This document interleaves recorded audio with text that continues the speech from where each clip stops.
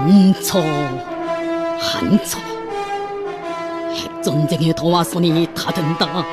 희리절부 덕스리 합동운사 연습에 미쳐 날뛰는 떼무리들 우리의 맑고 푸른 하늘에 핵불속 구름을 몰아온다. So I'm sure a lot of you readers are going to be picking up the new Wolfenstein game next week. And that got me thinking about how many times have we actually killed Adolf Hitler in a video game? By my count, there's at least 20 different games where I've had to fight Hitler, and I'm sure there's more than that out there. So much so, I think I'm going to research and find an exact number for you guys in an upcoming article. But how come we're not fighting or playing as a modern dictator? Well, that is about to change thanks to Glorious Leader, where you get to play as North Korean dictator Kim Jong-un in a 16-bit side-scrolling run-and-gun.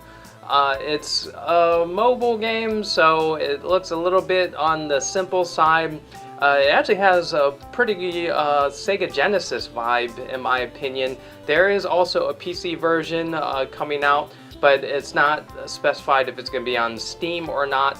The developers did say they expect to have trouble with Apple listing the game because of the controversial content, even though the game is an obvious parody, since there's mythical creatures like unicorns and narwhals, and Kim Jong-un is not a trained killing machine like he's depicted in the video game. But it looks fun, and I'm definitely gonna check it out.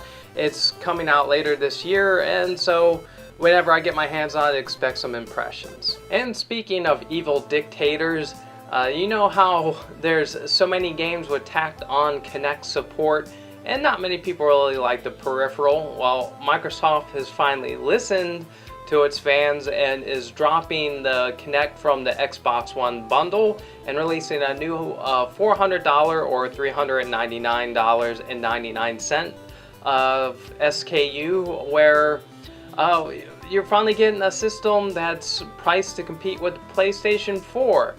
So kind of big news. Hopefully this will boost sales. We'll see probably by the end of the year in the holiday season. And if you were hoping to play Halo 5 on your new Kinect-less Xbox bundle, this year at least, you're out of luck. It's been confirmed that Halo 5, now called Halo 5 Guardians, will be out in fall of 2015. 343 did say they have something Halo related coming out this year, and some leaks and rumors speculate that it's a Master Chief collection of Halo 1 through 4, which cuts out ODST and Halo Reach, and it's all HD remastered in Xbox One. Kind of cool, I guess. There's this blue visor of Spartan in Halo 5 that we don't know anything about. But hey, if you want a good FPS on your Xbox One this year, Far Cry 4 is apparently coming sooner than we thought. It has a November 18th release date according to an Ubisoft financial report. And this time it takes place in the Himalayas, where there's this guy who thinks he's the king of the mountain, and I'm sure at some point you'll be able to shoot an elephant with a rocket launcher, so I'm all in for that, especially if this means we're also going to be getting another Blood Dragon game. I'm definitely all for that as well. So Far Cry this year, older Halos this year, and Halo 5 next year. Not bad for FPS fans on next-gen systems. And to prove that they're not just all about Halo and first-person shooters, Microsoft is apparently working on a new strategy title. There was a LinkedIn job listing recently hiring for a much beloved strategy series being done by Microsoft, which can really only mean Age of Empires or Halo Wars. Both of those series were being developed by Ensemble Studios, who we know was shut down after Halo Wars. So exactly who is taking over on this next game, which is most likely Age of Empires 4, we'll just have to wait and see. And of course, if you're one of the many more people on the Xbox One that do like your first-person shooters, there's a new Titanfall expansion pack out. It's multiplayer focused, duh, because Titanfall is a multiplayer game. It's 3 maps, Swampland, Runoff, and War Games. So far the impressions have been kind of mixed. It seems, well, Titanfall altogether hasn't really been the huge hit that it was expected to be.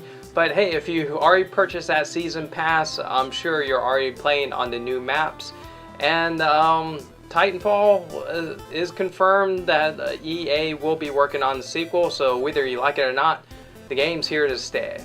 And speaking of games that we wish were not still receiving sequels, Duke Nukem. We know him most recently from Gearbox's attempt at Duke Nukem Forever, but once upon a time, Duke Nukem was a series done by 3D Realms. Gearbox took over the series after 3D Realms, I think, went bankrupt or something similar to that effect. But 3D Realms is still around with developer Interceptor, and they, as of last year, or really earlier this year, they were working on their own Duke Nukem game without permission called Duke Nukem Mass Destruction. It was supposed to be an action RPG, which was only briefly shown before Gearbox's lawyers forced them to shut everything down.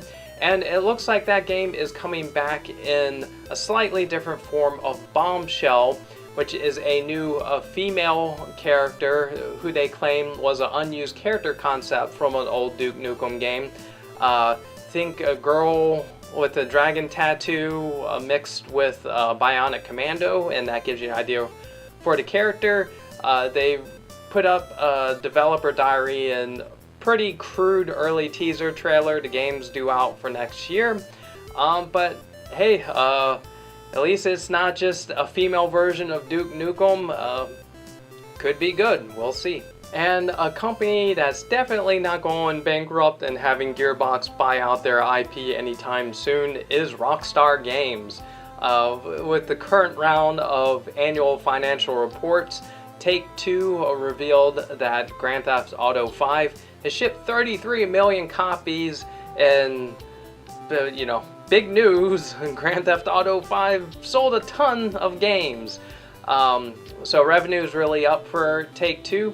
And another interesting part of this little financial call that they made was that there's a next-gen title coming out this fiscal year, which means between now and March 2015, there will be a Rockstar video game on either PlayStation 4 or Xbox One. No more details beyond that, but earlier this year, there was a trademark filed for a new Bully game, and it's kind of a no-brainer that Grand Theft Auto 5 should probably be coming to next-gen systems and finally come to PC as well. So it could be one or the other, or perhaps both. Typically, Rockstar does not attend E3, so I don't expect them to announce anything there unless it's Sony or Microsoft announcing Grand Theft Auto during one of their press conferences. And since we're technically a site about LAN gaming, there's a new weekly article about building your own PC specifically for LAN parties.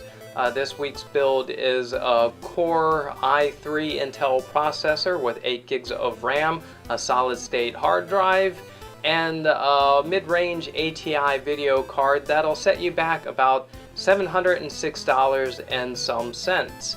So it's a little more pricey than that $400 Xbox One, but hey, you'll be able to play Titanfall with a keyboard and mouse and still feel ripped off about this new DLC map pack. And if you're looking for a LAN party to take your awesome new PC to, visit gamersunite.com, where we list all the local LAN events, as well as all the recent gaming news and previews. And I'll see you guys next week.